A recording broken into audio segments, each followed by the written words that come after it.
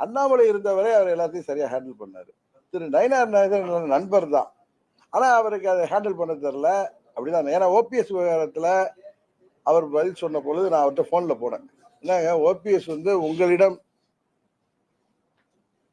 Phone பண்ணியிருக்காரு 2 முறை, உங்களுக்கு மெசேஜ் போட்டிருக்காரு, ஆனா நீங்க இல்லைன்னு சொல்றீங்களே, என்ன நயினார்னு கேட்டேன். ஏன்னா எனக்கு பழைய நண்பர் தானே அந்த உரிமையில.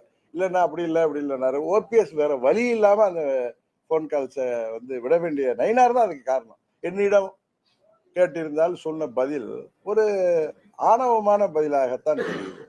அதற்கு நானோ பன்னீர்செல்வமோ கட்டுப்பட வேண்டிய அவசியம் இல்லை. அதனால உடனே நான் போன்ல போனேன். ஏன்னா பன்னீர்செல்வம் ஓபிஎஸ் முதல் நாள் நான் இங்கதான் இருந்தேன், எனக்கு போன் பண்ணி சொன்னார். மாண்புமிகு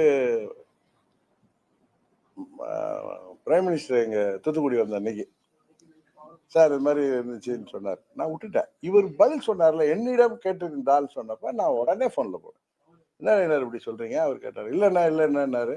இவர் வந்து திரும்ப திரும்ப நின்னதும் பன்னீர்செல்வம் அவர்கள் அந்த இதெல்லாம் அது உடனுங்கிற அவசியம், இவர் பதில் சொன்னதுனால வேற வேற ரொம்ப நாகரிகமானவர் அவர்.